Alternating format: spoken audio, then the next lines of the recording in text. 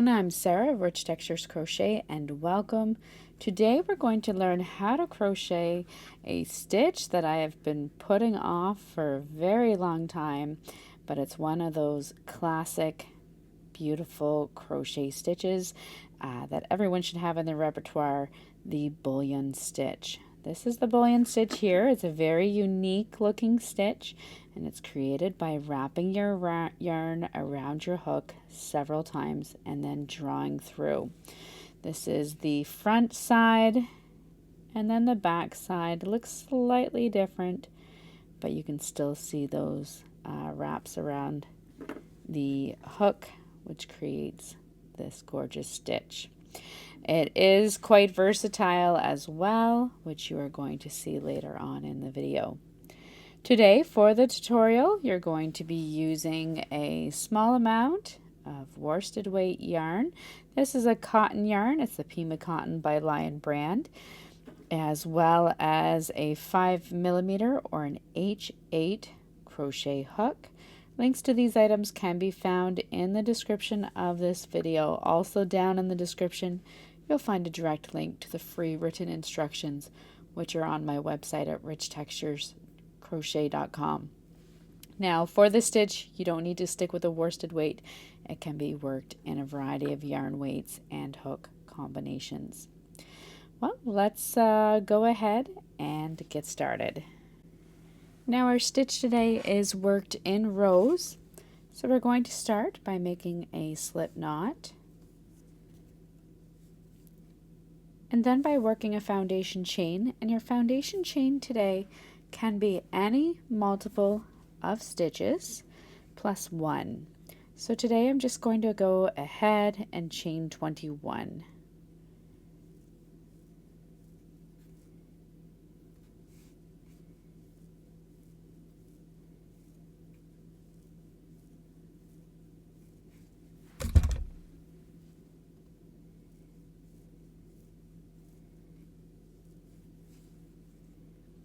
Once you have your foundation chain worked, you're going to work row 1, and I find it easiest just to work a foundation row here. It's certainly not needed when it comes to working the bouillon stitch. So you're going to start by working a single crochet into that second chain from your hook, and then just single crochet in each stitch all the way across.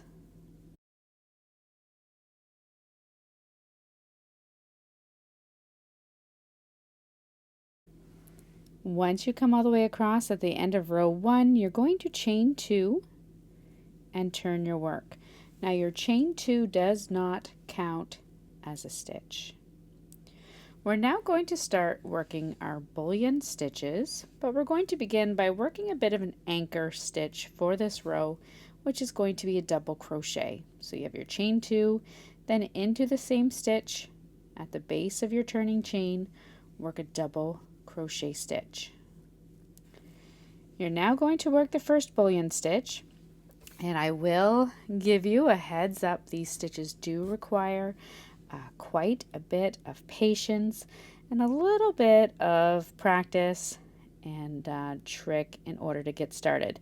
Now, some people would use a latch hook to work their bouillon stitches, and there are lots of tutorials out there on how to do it. I believe Crochet Crowd has one, as well as Be Hooked Knitting and Crochet. They have one, and it will show you how to use the latch hook. I find, however, if I'm working bouillon stitches in the middle of a project, I don't want to have to keep switching back and forth between my tools, nor do I want to have to buy another one. So today we're going to work it just using our handy crochet hook. For our bouillon stitch today, you can work them as tall or as fat as you'd like.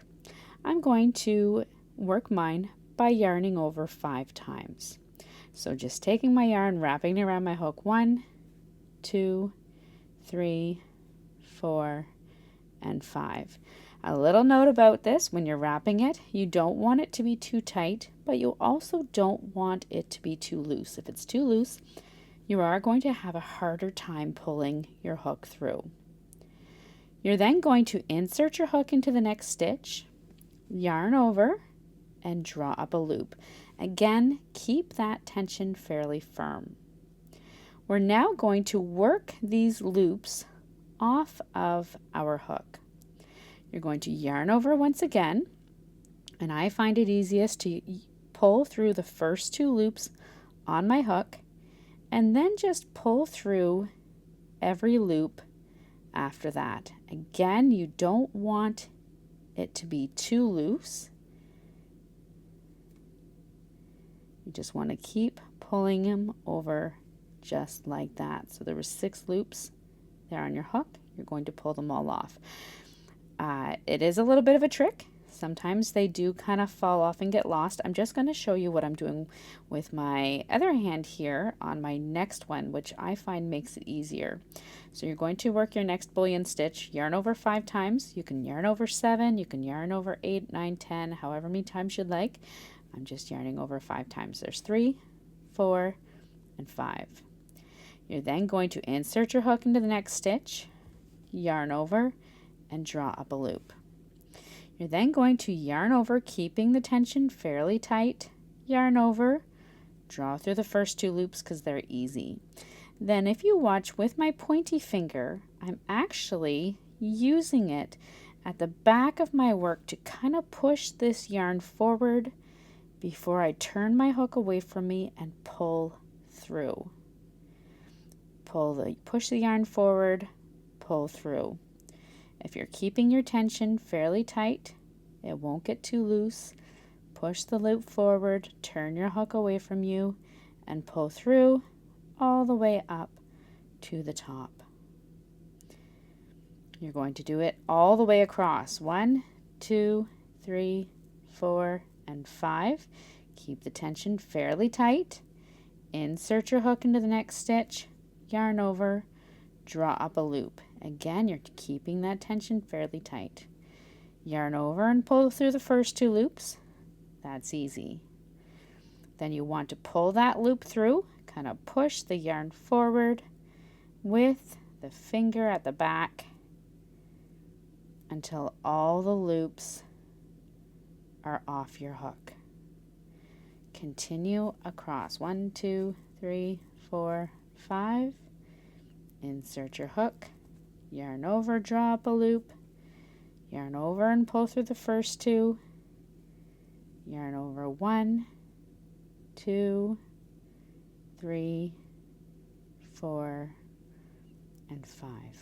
Play with your tension a little bit as you are working the stitch, and you'll find the tension that works best for you. At first I thought it needed to be really loose, but I was finding that my twists were looking a little ragged.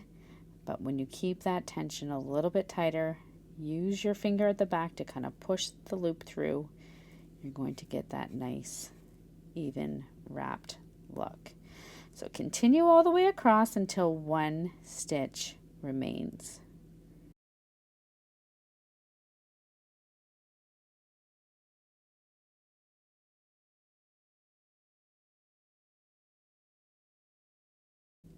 I'm here working my final bullion stitch, keeping my tension nice and tight as I'm pulling off those loops. Then you have 1 stitch remaining. You're going to work another anchor, which is a double crochet into that final stitch.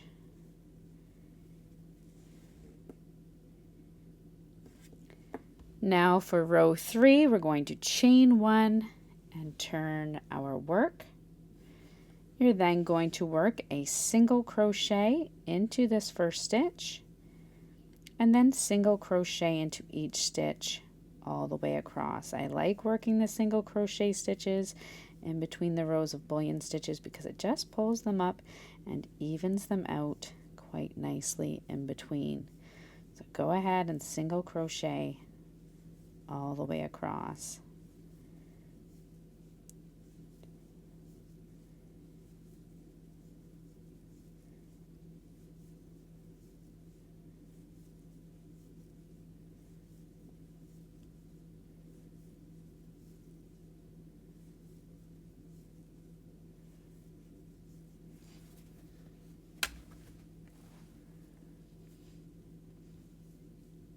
When you come across to your final stitch, you're working into the top of that double crochet. Ignore that chain 2, it's not a stitch. Then chain 2 and turn your work. And that's it as far as the repeat is concerned in this pattern. You're going to go ahead and repeat rows 2 and 3 for as long as you would like. So row 2, starting with that double crochet into your first stitch, and then your first bullion stitch into the next stitch. So yarn over 5 times, keeping your tension quite firm. Insert your hook into the next stitch, yarn over, draw up a loop, keeping the tension on your crochet hook, yarn over, pull through the first easy 2, and then pull through each loop on your hook. Again, as I'm pulling my hook through these loops, I'm kind of just pinching it at the back to help ease the loop off the hook. All the way across, chain 1, turn, and single crochet across, and that's all there is to working this bullion stitch. So go ahead and give it a try yourself. Let me know down in the comments how it goes. It does take a lot of patience, a little bit of practice, playing around with it until you get your tension just right.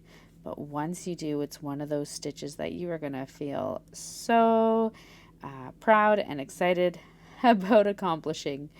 And that's a great one to have in your repertoire. So thanks so much for joining me. Don't forget to subscribe, and I look forward to seeing you again next week. Until then, happy crocheting.